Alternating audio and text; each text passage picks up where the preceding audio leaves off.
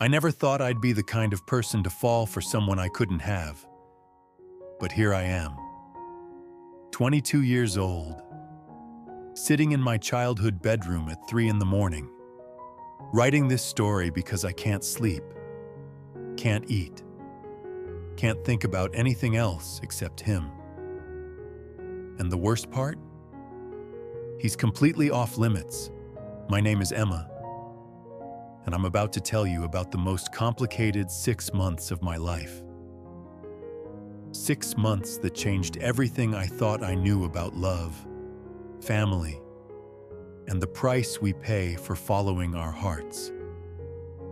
6 months that started with an innocent crush and ended with a choice that would destroy everything I held dear.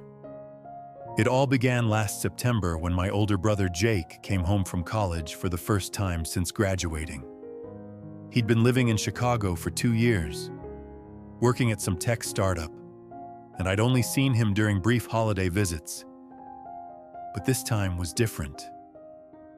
This time, he was moving back home for good, and he wasn't coming alone. "Emma, there's someone I want you to meet," Jake called from the front door as I heard car doors slamming in our driveway. I was in the kitchen, stress eating leftover pizza because I'd just bombed my organic chemistry midterm, when I heard a voice that made my heart skip. "This place is exactly how you described it. Man, your mom's going to kill us if we track mud through here." The voice was deep, warm, with just a hint of laughter in it. I quickly checked my reflection in the microwave door, smoothing down my messy ponytail and wishing I wasn't wearing my rattiest sweatpants. Not that it mattered. Whoever this was would probably barely notice Jake's little sister anyway. I was wrong. When I walked into the living room, I found myself face to face with the most beautiful man I'd ever seen in real life. He was tall, maybe 6'2", with dark brown hair that looked like he'd run his fingers through it, and bright green eyes that seemed to take in everything at once. He was wearing a simple black t-shirt and jeans, but somehow he made it look effortless and perfect. "Emma, this is Ryan," Jake said, throwing his arm around his friend's shoulders. "My roommate from college and now my business partner. Ryan, this is my baby sister I've been telling you about." Baby sister. The words stung more than they should have, but I forced a smile and extended my hand. "Nice to meet you, Ryan." When his fingers closed around mine, I felt something electric shoot up my arm. Our eyes met for just a moment too long, and I saw something flicker across his face. Surprise, maybe, or recognition of the same spark I was feeling. But then Jake was pulling him away, talking about beer in the fridge and showing him to the guest room, and the moment was gone. But the feeling wasn't. For the next 2 weeks, while Ryan stayed with us and looked for his own place, I found myself hyper-aware of his presence in our house. I'd catch myself listening for his laugh from the living room while I studied. I'd take extra care getting ready in the morning, just in case I ran into him in the hallway. I'd volunteer to help with dinner so I could be in the kitchen when he and Jake came home from apartment hunting. And the terrible thing was, I was pretty sure he was noticing me too. It started with little things. The way his eyes would find me across the room during family dinners. How he'd always ask about my classes, seeming genuinely interested in my pre-med studies. The time he helped me carry my textbooks to my car and our fingers brushed as he handed them to me. And he didn't pull away immediately like he should have. "Your sister's really smart," I overheard him tell Jake one evening as they sat on the back porch with beers. "And funny." "You didn't tell me she was funny." "Yeah, "Emma's pretty great," Jake replied, and I could hear the pride in his voice. "She's going to make an amazing doctor someday." Way smarter than I ever was. I should have felt happy hearing that. Instead, I felt guilty, because while they were talking about my future, all I could think about was Ryan's smile when he'd helped me with my car earlier, and the way he'd said my name like it was something precious. 2 weeks later, Ryan found a place across town and moved out. I told myself I was relieved. Maybe with some distance, this ridiculous crush would fade away. Maybe I could go back to focusing on school and stop thinking about green eyes and the way someone's laugh could make my stomach flutter. But Jake and Ryan were starting their business together, some kind of app development company, and that meant Ryan was around constantly. He came over for strategy sessions that turned into dinner. He joined our family movie nights. He was there for Sunday football games and helped my dad fix the broken porch railing. Slowly, naturally, he became part of our lives. And with every passing day, I fell a little bit deeper. The first time I realized this was more than a crush was during our annual Halloween party. My parents had been hosting it for years. Friends, neighbors, colleagues, anyone who wanted to come was welcome. I dressed as a witch. Nothing too revealing, just a black dress and a pointed hat. But when Ryan walked in wearing jeans and a flannel shirt with fake blood splattered on it, looking like the world's most attractive zombie, I felt my knees go weak. "Nice costume," he said, appearing beside me as I ladled punch into cups for guests. "Thanks. Very creative zombie look you've got going there," I teased, trying to keep my voice light. He laughed, that rich sound that always made my pulse quicken. "Jake told me about your family's Halloween parties for years.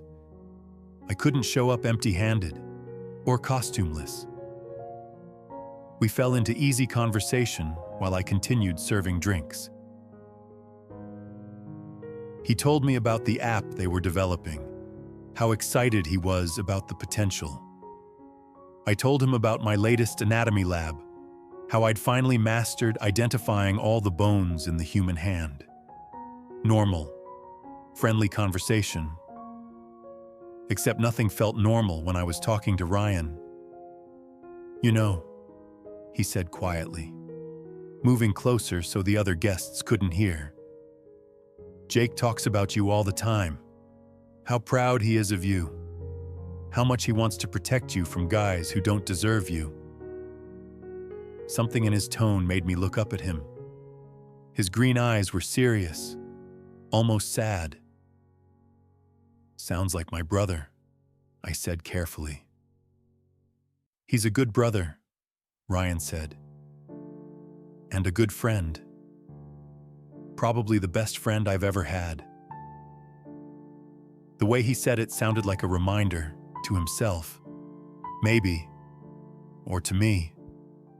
We stood there for a moment, the party continuing around us, and I felt like we were having a completely different conversation underneath the words we were actually saying. Then Jake appeared, throwing his arm around Ryan's shoulders like he always did. "There you are. Come on. Man, you have to see this. Mrs. Peterson from next door is doing karaoke, and it's absolutely terrible in the best way possible." As Jake dragged Ryan away, Ryan looked back at me over his shoulder. The expression on his face was something between an apology and a promise, and it made my heart race. That night, after all the guests had gone home and my parents had gone to bed, I found myself on the back porch, still in my witch costume, staring up at the stars and trying to sort through my feelings. I knew this was dangerous territory. I knew I should find a way to shut down these feelings before they went any further. But I also knew it might already be too late. Couldn't sleep either. I turned to find Ryan standing in the doorway, no longer zombified, just wearing his jeans and t-shirt again. He'd washed off the fake blood, and his hair was slightly damp. Too much sugar from the party. I lied, scooting over on the porch swing to make room for him. He sat down beside me, careful to maintain some distance between us. For a while, we just swung gently and listened to the night sounds. Crickets, a dog barking somewhere in the distance, the faint hum of traffic from the main road. "Emma," he said finally, his voice quiet and serious. "I need to tell you something." My heart stopped. "Okay." He was quiet for so long I wasn't sure he was going to continue. When he spoke again, he was staring straight ahead, not looking at me. "I think you're incredible. You're smart and funny and kind, and you're going to do amazing things with your life. Any guy would be lucky to be with you." I waited for the but that I knew was coming. "But I can't be that guy," he continued. "I can't be the person who comes between you and Jake, or causes problems in your family. Jake means everything to me. Emma. He's not just my business partner. He's my best friend. He's the brother I never had. And I know how much you mean to him." I felt tears prick at my eyes, but I blinked them back. "I understand," I whispered. "Do you?" He turned to look at me then, and I saw something raw and desperate in his expression. "Because I'm not sure I do. I'm not sure how I'm supposed to be around you and pretend I don't feel." He trailed off, but he didn't need to finish. I knew exactly what he meant, because I felt it too. "We'll figure it out," I said, even though I had no idea how. He reached over and took my hand, just for a moment, squeezing my fingers gently before letting go. "I hope so. Because the alternative is me having to stay away from here, and I don't want to do that. This place, your family, it feels like home to me." After that night, we both tried harder to maintain boundaries. Ryan would still come over, but he'd keep his distance from me. I'd make sure not to linger in conversations with him. We were polite, friendly, but careful. So careful that Jake started noticing. "Is everything okay between you and Ryan?" he asked me one day in November as we stood in the kitchen making sandwiches for lunch. "You guys seem weird around each other lately." My heart hammered against my ribs. "Weird how?" "I don't know. Just formal. Like you barely know each other." "Did he say something to you? Because if he made you uncomfortable..." "No," I said quickly. "No. Nothing like that. We're fine. Maybe we're just not as naturally friendly as you thought." Jake studied my face for a moment, and I tried to keep my expression neutral. Finally, he shrugged. "Okay. But if anything happens, you know you can tell me. Right? I mean, Ryan's my best friend, but you're my sister." The loyalty in his voice made my stomach twist with guilt. "I know. Jake. Thanks." But things weren't fine, and they were about to get much more complicated. It was December, 2 weeks before Christmas, when everything changed. I was home from school for winter break, stressed about final exams and spending most of my time studying in my room. My parents were at some work holiday party, and Jake had gone to meet with a potential investor for their app. I thought I had the house to myself, which was why I was so startled when the doorbell rang at 9 p.m. I opened the door to find Ryan standing on our front porch, rain dripping from his hair and a strange expression on his face. "Is Jake here?" he asked. "No. He's at that investor meeting. Are you okay?" "You look—" "Can I come in?" he interrupted. "Please?" I stepped aside to let him in, noticing that his hands were shaking slightly as he ran them through his wet hair. "Ryan, what's wrong?" He paced into the living room, then turned to face me.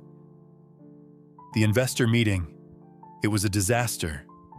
Emma, complete disaster." I felt my heart sink. "What happened?" "They want to buy our app, but they want to completely change it, turn it into something we never intended, and they want to relocate the company to San Francisco." He laughed bitterly. "Jake's considering it." "San Francisco," I repeated, feeling like the floor had dropped out from under me. 3 years minimum, maybe longer if things go well." Ryan sank down onto our couch, putting his head in his hands. He's so excited about the money, about the opportunity. He can't see that it would mean giving up everything we've worked for. I sat down beside him, maintaining what I thought was a safe distance. "Have you talked to him about your concerns?" I tried. But you know how Jake is when he gets an idea in his head. He thinks I'm being irrational, too emotional. Ryan looked up at me, and I saw something desperate in his eyes. Maybe he's right. Maybe I am being irrational. "Why?" I asked softly. "And what would be irrational about not wanting to give up your vision for your company?" Ryan was quiet for a long moment, staring at his hands. When he spoke again, his voice was barely above a whisper.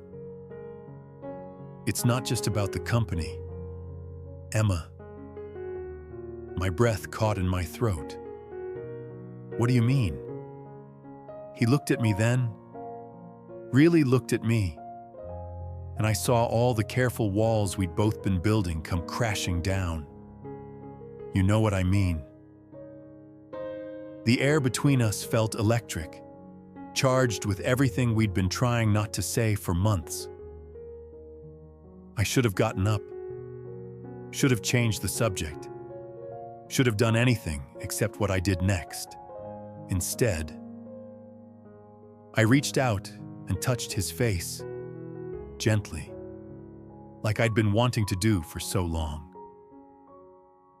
"Emma," he whispered, his voice full of warning. "I know," I said. "I know we can't. I know it's wrong, but Ryan, I never got to finish that sentence because suddenly his mouth was on mine and nothing else mattered. The kiss was everything I'd imagined and nothing like I'd expected. It was desperate and gentle at the same time, full of months of suppressed longing and the terrible knowledge that this might be the only time we'd ever have this. When we finally broke apart, we were both breathing hard. Ryan rested his forehead against mine, his hands tangled in my hair.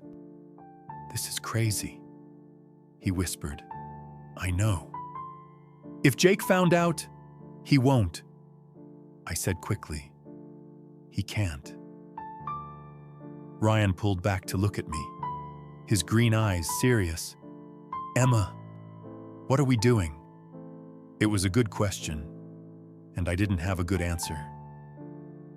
All I knew was that for the first time in months, I felt like I could breathe again. Like all the careful distance we'd been maintaining had been slowly suffocating me. And now I was finally alive. "I don't know," I admitted.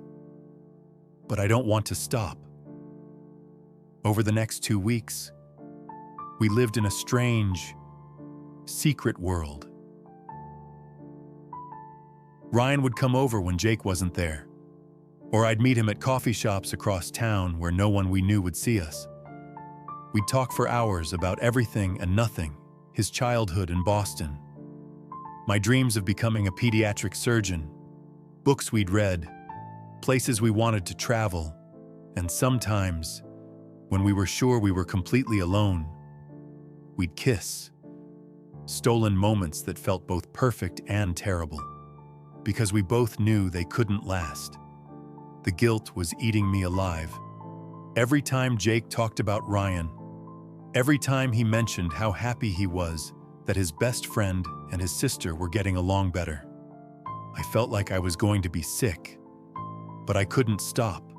I was in too deep, falling too hard, and the thought of ending things with Ryan felt impossible. "We have to tell him," Ryan said one afternoon as we sat in his car outside the medical center where I'd been volunteering. "This is killing me. Emma, he's my best friend, and I'm lying to him every day." "Tell him what? Exactly?" I asked. "That we've kissed a few times? That we have feelings for each other? Ryan, you know how he'll react. Maybe he'll understand." "No, he won't," I said firmly. "You said it yourself. I'm his little sister. He's protective of me, and you're his best friend and business partner. This would destroy your friendship, and probably the business too." Ryan was quiet for a long moment, staring out at the parking lot. "So what are you saying? That we keep lying to him forever?" The pain in his voice made my chest ache. "I don't know. Maybe we should end this before it goes any further." "Is that what you want?" he asked, turning to look at me. I wanted to say yes. I wanted to be strong enough to walk away, to protect my brother's happiness and Ryan's friendship and my family's peace. But when I looked into his eyes, I couldn't lie. "No," I whispered. "It's not what I want at all." He reached over and took my hand, intertwining our fingers. "And then we'll figure something else out. We have to." But before we could figure anything out, the decision was taken away from us. It was December 23rd, 2 days before Christmas. Jake had been in a weird mood all day, snapping at our parents and barely speaking to me. I assumed he was stressed about the investor situation, which still hadn't been resolved. Ryan had been pushing back hard against the San Francisco move, and the tension between them was becoming obvious. I was in my room wrapping presents when Jake knocked on my door. "Come in," I called, not looking up from the sweater I was folding into a gift box. "We need to talk," Jake said, and something in his voice made me freeze. I looked up to find him standing in my doorway with his arms crossed, his expression harder than I'd ever seen it. "About what?" I asked, but I was already starting to feel sick. "About you and Ryan." The gift box slipped from my hands, landing on the floor with a soft thud. "Jake, save it," he said, stepping into my room and closing the door behind him. "I know," Emma, I've known for weeks. My mouth went dry. Known what? That you're seeing each other. That you've been sneaking around behind my back. Jake's voice was quiet, but I could hear the anger underneath it. Did you really think I wouldn't notice? The way you two look at each other? The way Ryan's been acting lately? Distracted and guilty all the time? I felt tears starting to burn behind my eyes. Jake, please let me explain. Explain what? How my best friend and my sister decided to betray my trust? How you've both been lying to my face for God knows how long? It's not like that, I said desperately. We didn't plan this.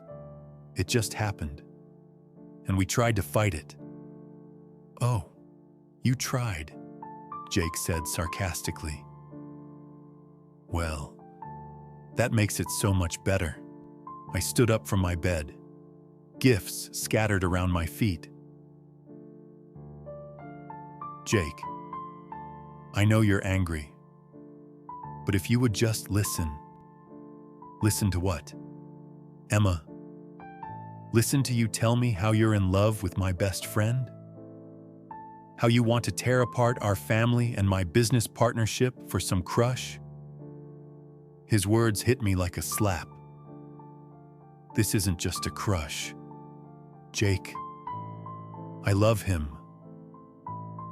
The admission hung in the air between us, and I saw something like pain flash across Jake's face before the anger returned.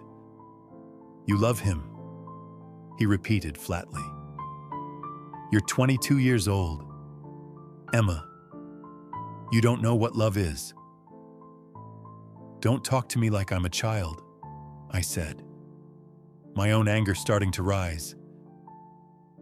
I'm not your little sister anymore.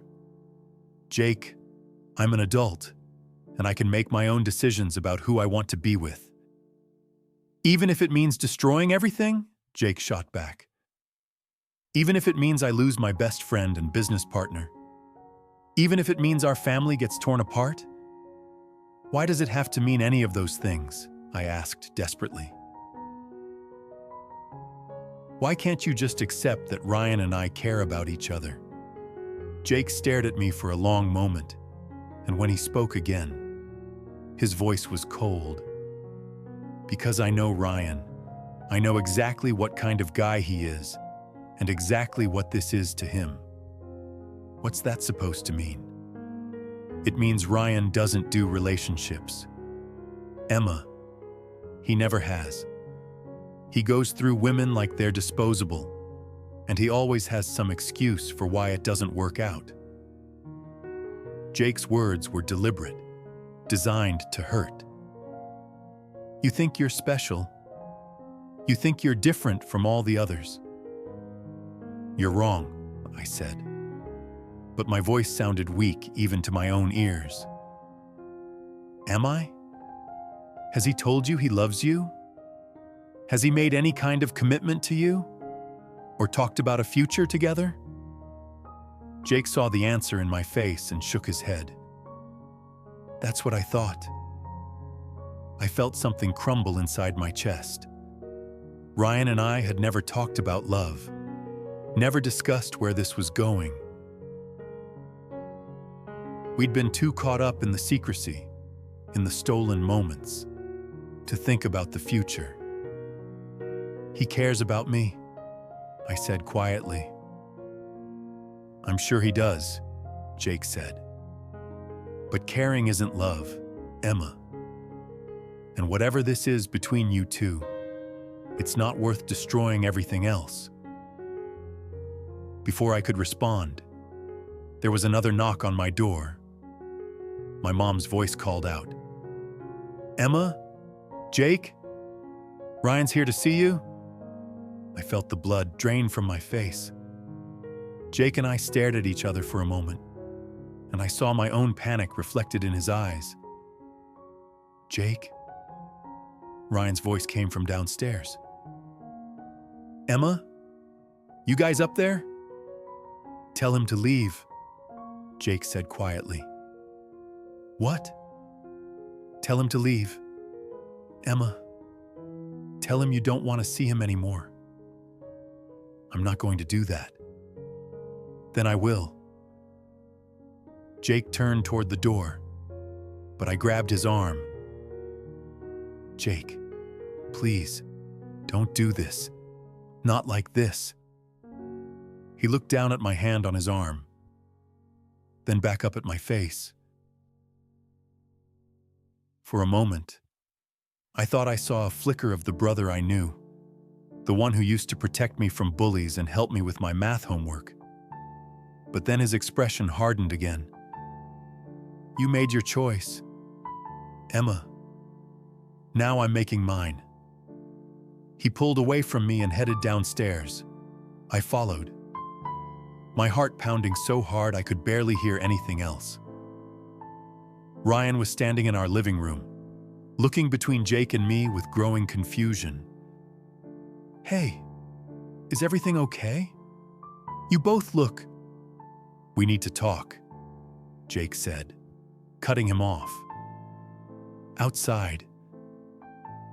Ryan's eyes found mine, and I saw the exact moment he realized that our secret was out.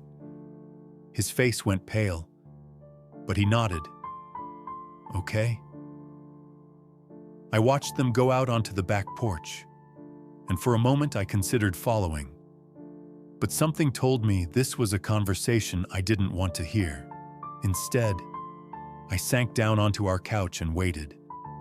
It felt like they were outside forever, but it was probably only 20 minutes. When they came back in, Ryan wouldn't look at me. His jaw was tight, his hands clenched into fists at his sides. Ryan? I said quietly. He finally looked up at me, and what I saw in his eyes made my heart shatter. It wasn't anger or sadness, it was emptiness. Like he'd already decided we were over before we'd even had a chance to fight for us. I'm sorry, Emma, he said, his voice carefully controlled.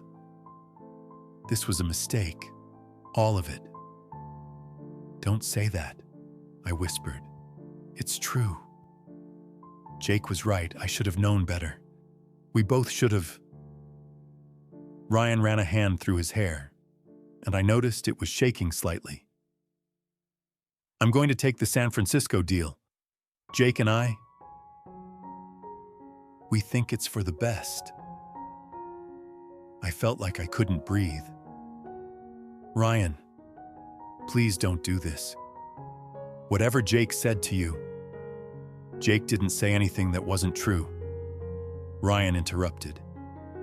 I'm not good for you, Emma. I never was. That's not your decision to make, I said, standing up from the couch. You don't get to decide what's good for me. Something flickered across Ryan's face. Pain, maybe, or regret. But when he spoke again, his voice was steady. I already decided. I'm leaving after New Year's. This, whatever this was between us, it's over. He turned to go, then paused at the front door. Tell your parents I said goodbye, he said without looking back. And thank them for everything. And then he was gone. I stood there in our living room, staring at the closed door, until Jake's voice broke through my shock.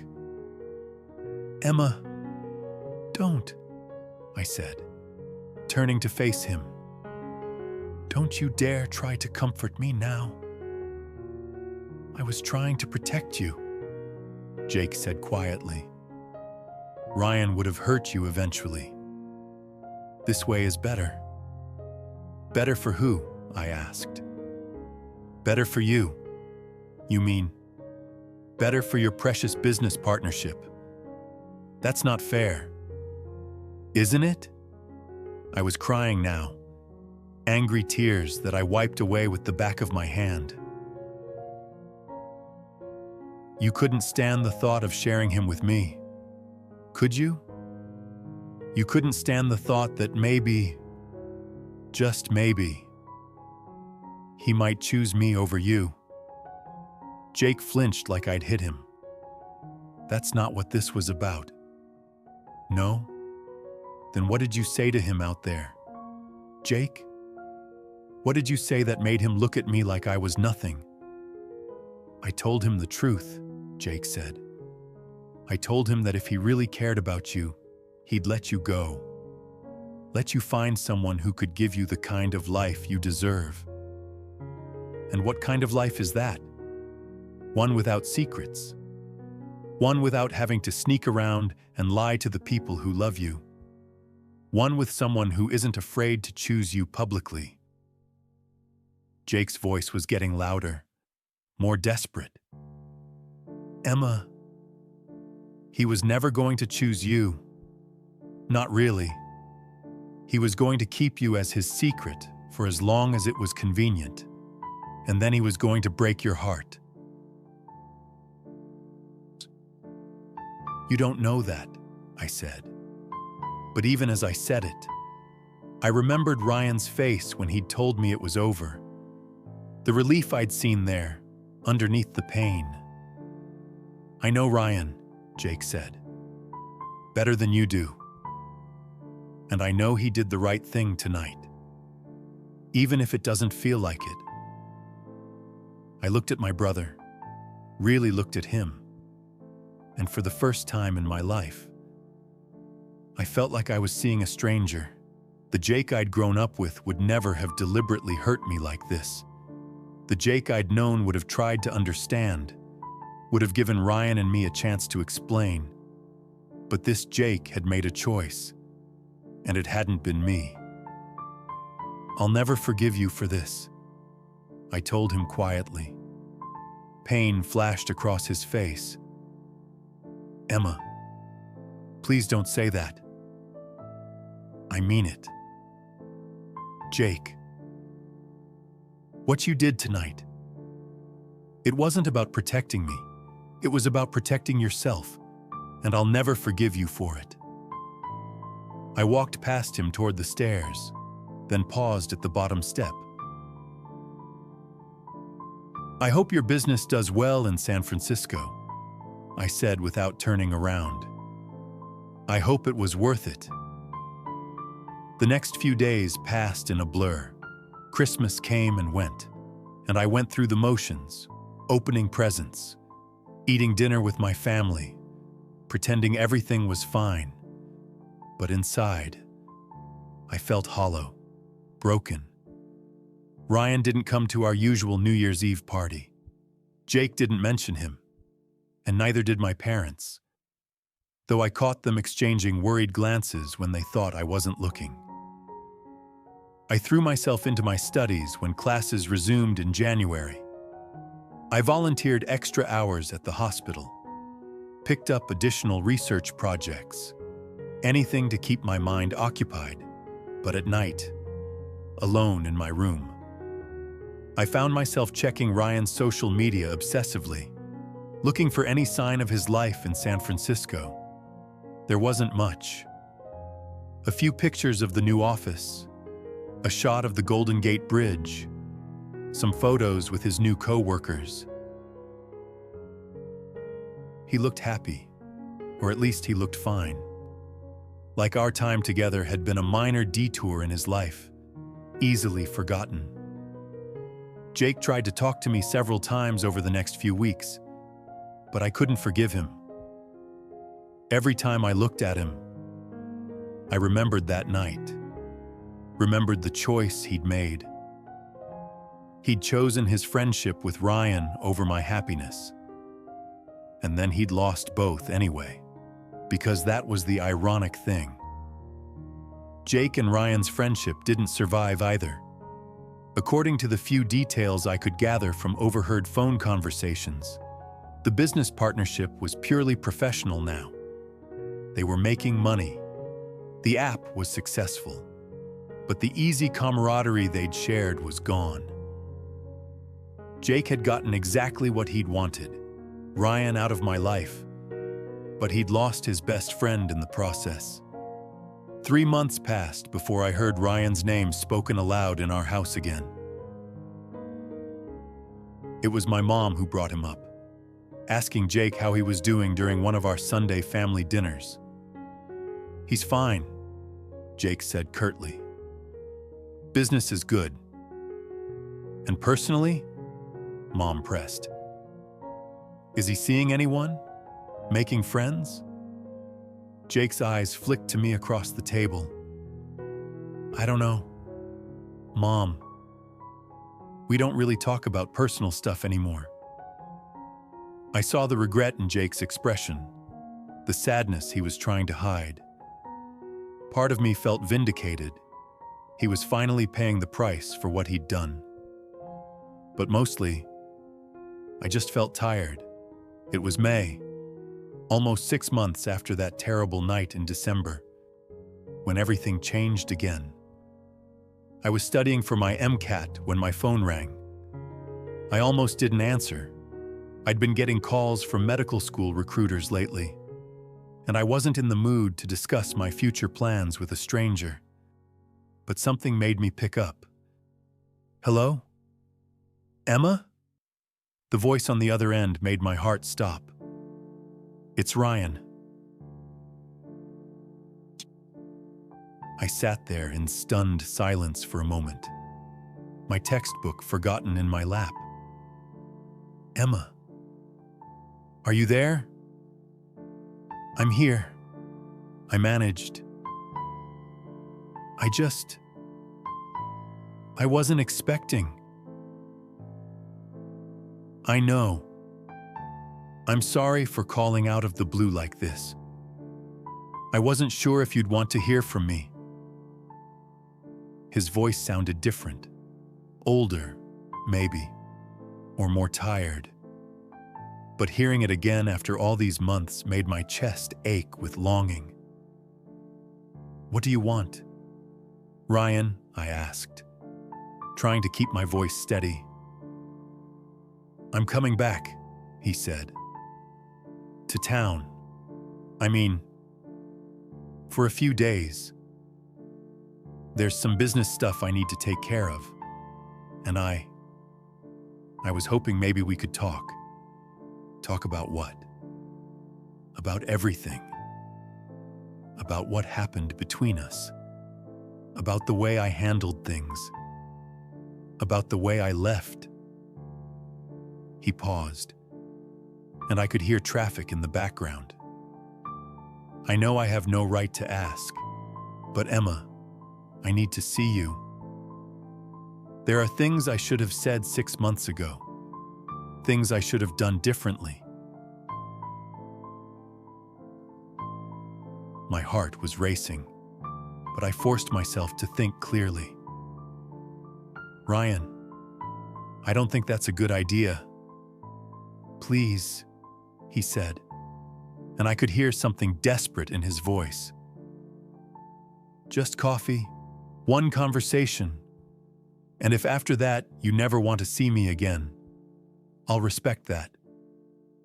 I closed my eyes, trying to think past the emotions that were threatening to overwhelm me. Seeing Ryan again would be dangerous. I'd spent 6 months trying to get over him, trying to move on with my life.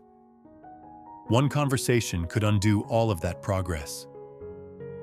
But I also knew that if I didn't take this chance, I'd regret it forever. "When?" I asked quietly. "Tomorrow. There's a coffee shop on 5th Street, near the university, Cafe Luna. Do you know it?" "I know it. 2 o'clock?" I hesitated for one more moment, then took a breath. "I'll be there." The next day, I changed my outfit 3 times before settling on jeans and a simple blue sweater. Casual, but flattering. I didn't want to look like I'd tried too hard, but I also didn't want to look like I'd given up on myself entirely. I arrived at Cafe Luna 15 minutes early and chose a table in the back corner where we'd have some privacy. I ordered a latte I didn't really want and tried to calm my nerves by reviewing my organic chemistry notes, but the words swam in front of my eyes. At exactly 2 o'clock, Ryan walked through the door. He looked good, thinner than I remembered. His hair a little shorter, but still devastatingly handsome. He was wearing a gray button-down shirt and dark jeans. And when his eyes found mine across the cafe, I felt the same electric spark I'd felt that first day we met. "Hi," he said, sliding into the seat across from me. "Hi." For a moment, we just looked at each other. I tried to read his expression, to understand what he was thinking, but his face was carefully neutral. "You look good," he said finally. "Thanks. So do you." I fidgeted with my coffee cup. "How's San Francisco?" "It's fine. Good. Actually, the business is doing really well." Ryan signaled the waitress for a coffee, then turned back to me. "But I didn't ask you here to talk about business. What did you want to talk about?" He was quiet for a long moment, staring down at his hands. When he looked up again, I saw something vulnerable in his green eyes that I remembered from our stolen moments together. "I wanted to apologize," he said, "for the way I ended things between us, for the things I said that night." "You mean when you told me I was a mistake?" I asked, unable to keep the bitterness out of my voice. Ryan flinched. "Emma, I didn't mean that. I was angry and scared, and I said things I didn't mean." "Scared of what?" "Of Jake. Of losing his friendship. Of the business falling apart." Ryan's coffee arrived, and he wrapped his hands around the mug like he needed something to hold on to. But mostly, I was scared of myself. Of how I felt about you. My heart skipped, but I forced myself to stay guarded. "And how was that?" "Like I was falling in love with you," he said quietly. "Like I'd already fallen, and there was no way back." The words hit me like a physical blow. I dreamed of hearing him say them for months, but now that he had, I didn't know how to respond. "Ryan, I know it's too late," he said quickly. "I know I ruined everything that night, but I needed you to know that what we had wasn't just some fling for me. It wasn't meaningless. You weren't meaningless."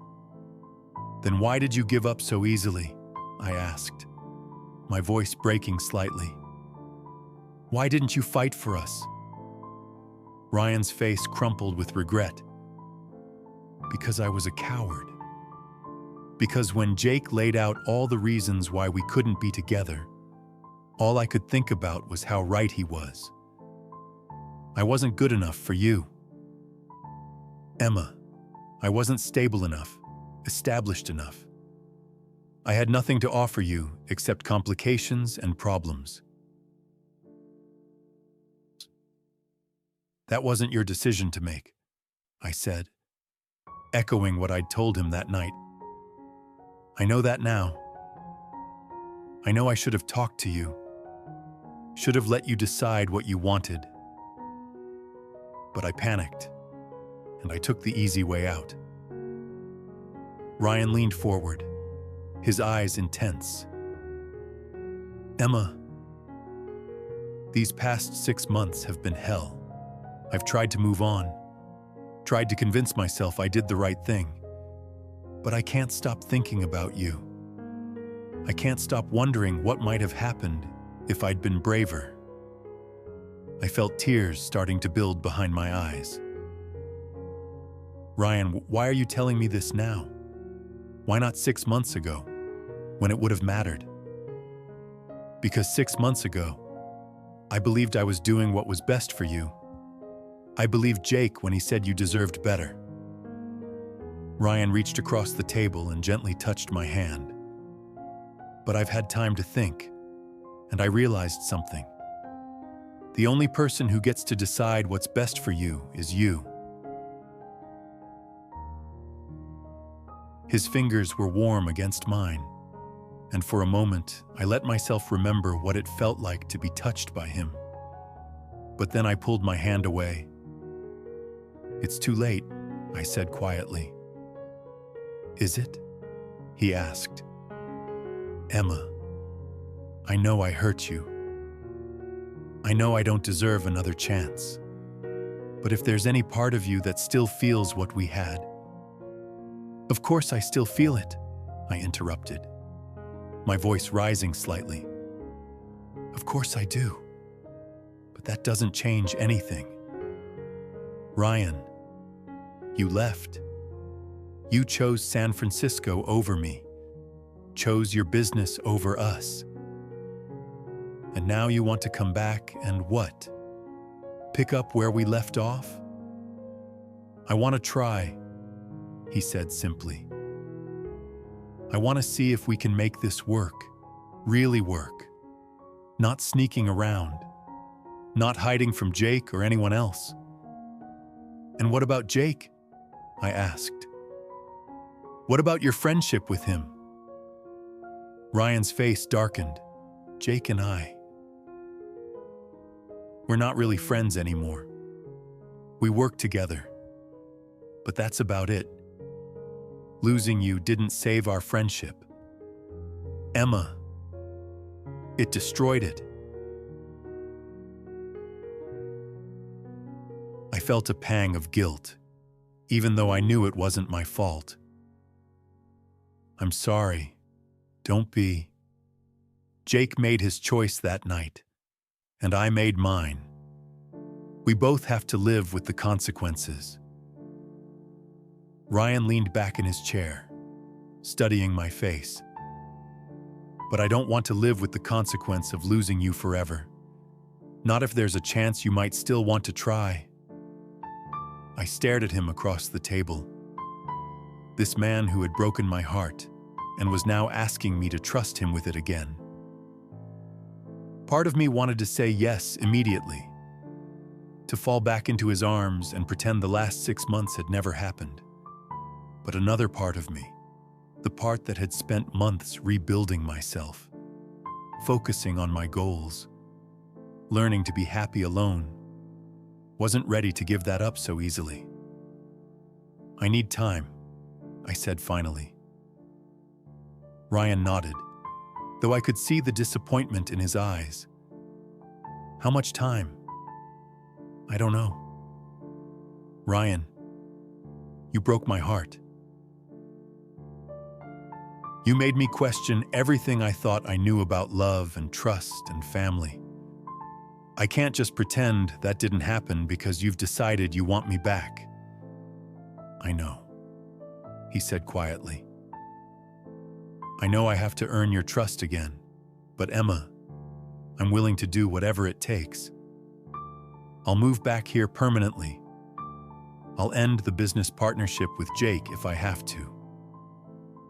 I'll do anything to prove to you that you're the most important thing in my life." The intensity in his voice scared me almost as much as it thrilled me. "Don't make promises you can't keep." "I'm not, Emma. I love you. I should have said it months ago. Should have fought for you when it mattered. But I'm saying it now. And I mean it. I love you. And I want to build a life with you." Hearing those words, the words I'd dreamed of for so long, should have made me happy. Instead, they made me feel overwhelmed and confused. "I have to go," I said suddenly, standing up from the table. "Emma, wait. I'm sorry. I just... I need to think. This is all too much, too fast." Ryan stood up too, reaching for my hand. "Can I call you? In a few days?" I hesitated, then nodded. "Give me a week." "Okay, a week." He squeezed my hand gently, then let me go. "Emma?" I turned back to look at him. "For what it's worth, I never stopped loving you. Not for a single day." I left the cafe without responding, my heart racing and my mind spinning. I sat in my car for 20 minutes, trying to process everything Ryan had said. He loved me. He wanted to be with me. He was willing to give up his business, his new life in San Francisco, everything, for a chance to be together. It should have been everything I wanted.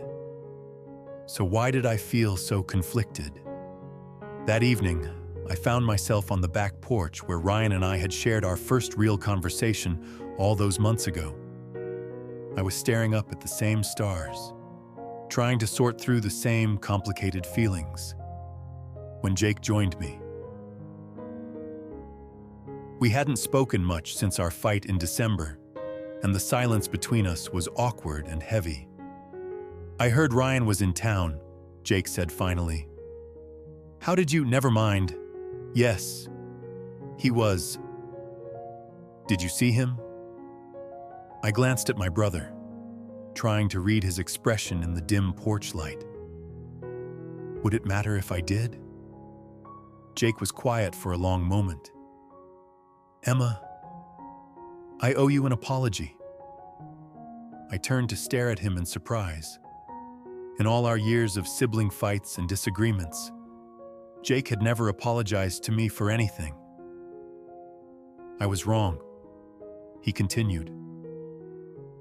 "About Ryan, about you, about all of it.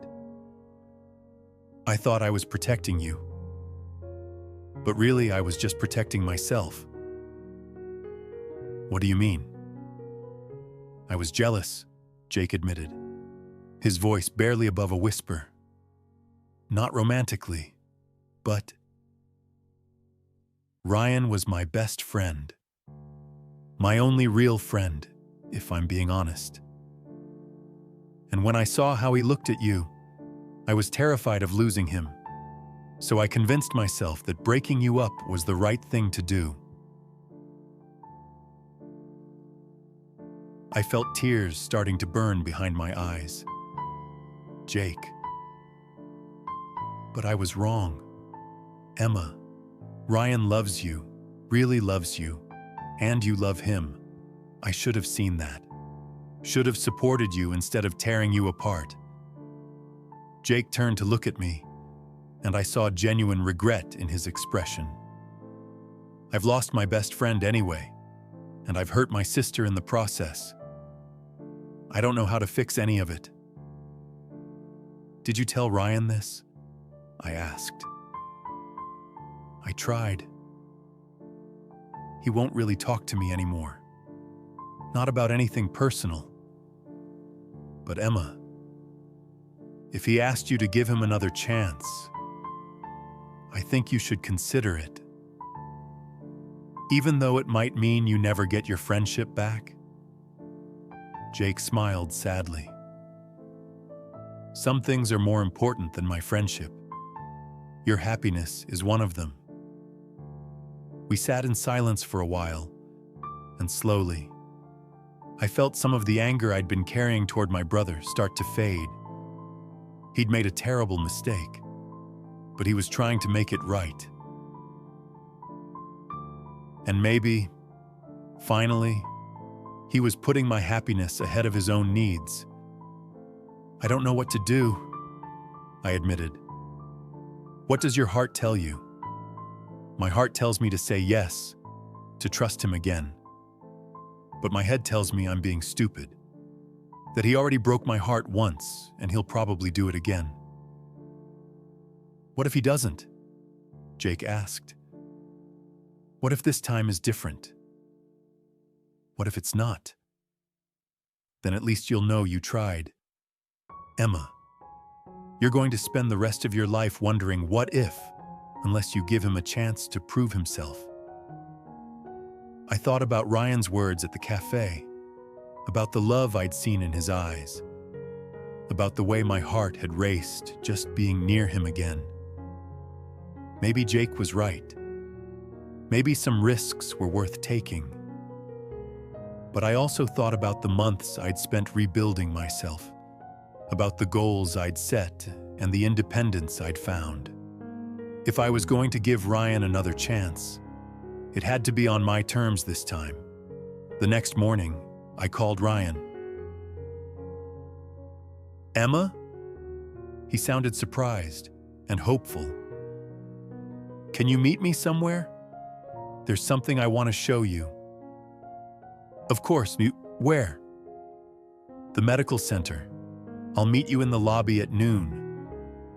When Ryan arrived, I was waiting by the information desk, wearing scrubs from my volunteer shift. He looked confused but happy to see me. What are we doing here? He asked. Come on. I want to show you something. I led him through the halls of the hospital, past busy nurses and concerned families, until we reached the pediatric wing. Through the windows of the playroom, we could see children of various ages, some bald from chemotherapy, some hooked up to IVs, all of them fighting battles that no child should have to face. This is where I volunteer, I told Ryan, watching his face as he took in the scene. 3 days a week, 4 hours each day. I read to them, play games with them, sometimes just sit with them when they're scared. Emma, they're so young, Ryan said quietly. That's the point. These kids are facing things that would break most adults, but they keep fighting. They keep hoping.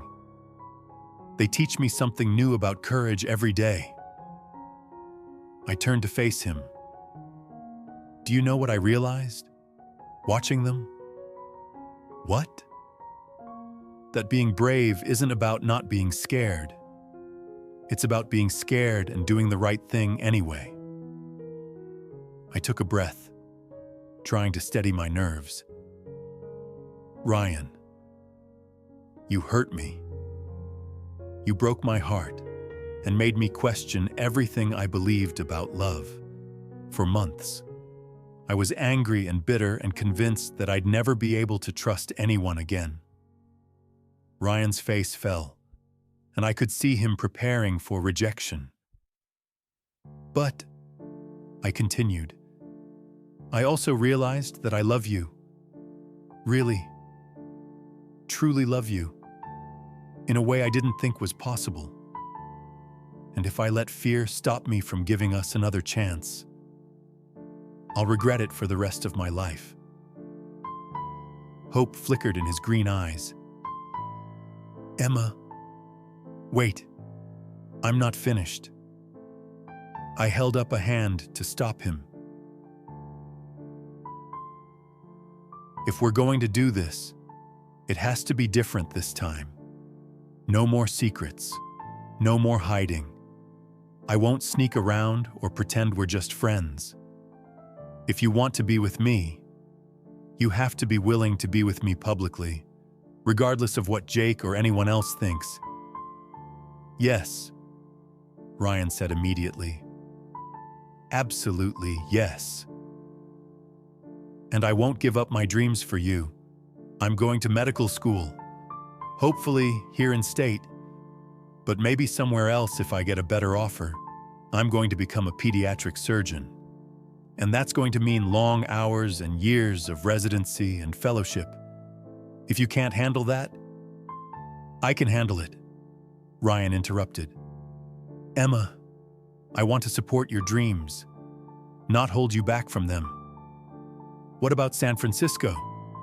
What about your business? I'll figure it out. Maybe I'll buy Jake out. Maybe I'll start something new here. The details don't matter. What matters is being where you are.